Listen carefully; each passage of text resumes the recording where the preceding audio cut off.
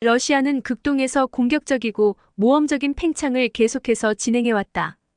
여기에는 1891년부터 1903년에 부설된 시베리아 횡단철도가 대표적이다. 만주와 중국, 한국을 연결하고 간접적으로 일본까지 러시아의 영향력을 미쳤던 철도는 극동 지방에서 러시아의 영향력을 보여주는 예였다. 이에 만주로의 진출을 염두에 두고 있던 일본은 이러한 러시아의 영향력 확대를 가만히 좌시하지 않았다.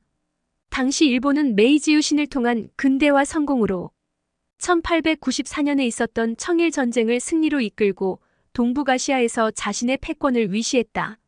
청일 전쟁의 마무리를 짓는 시모노세키 조약에서 일본이 만주 진출을 염두에 두고 랴오둥 반도를 조차하려 하자 러시아는 앞서서 프랑스, 독일과 함께 이러한 일본의 야욕을 저지했다.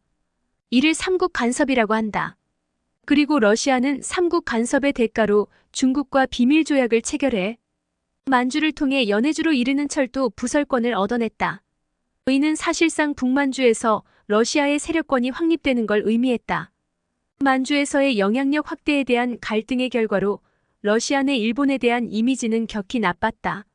가판대에서 팔리던 언론지에서는 일본인들을 노란 원숭이로 격하하였다. 그러나 러시아는 얕보던 일본에 의해 급작스러운 공격을 당해야 했다. 1904년 2월 8일 리순 항구의 외항에서 갑작스럽게 일본 함대가 러시아 함대를 공격했다.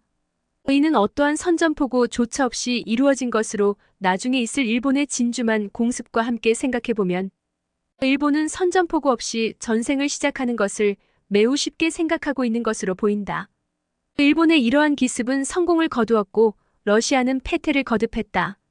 당시의 상식으로는 러시아군이 더 우세할 것으로 생각되었지만 실제로는 일본군이 더 잘 조직되어 있었고 훨씬 더 근대적이었다. 게다가 러시아군은 국내의 정치적 혼란과 대중적 지지의 결여로 사기면에서도 크게 떨어져 있었다. 일본은 영국과 동맹을 맺고 세계 여론까지 등에 업은 상태였다. 게다가 전장은 일본과 매우 가까운 여순이었고 러시아 육군은 시베리아 단선 철도에 의지할 수밖에 없는 상태였다. 이러한 상황 속에서 위순 항구를 포위하여 점령했다. 그리고 선양 인근과 타 지역에서 전투를 벌여 러시아 주력군을 만주 북쪽으로 밀어냈다.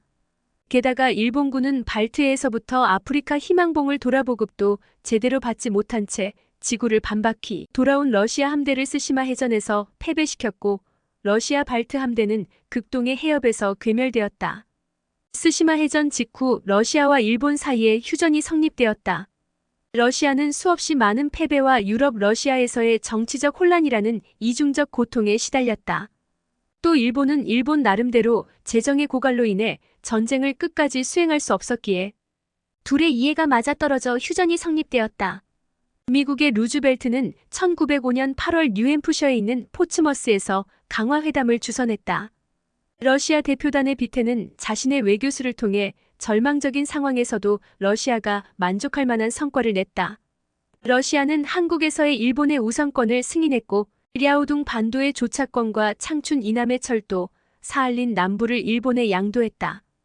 양국은 만주는 중국에 돌려주기로 합의했으며 일본의 강력한 주장에도 배상금에 대한 부과는 없었다.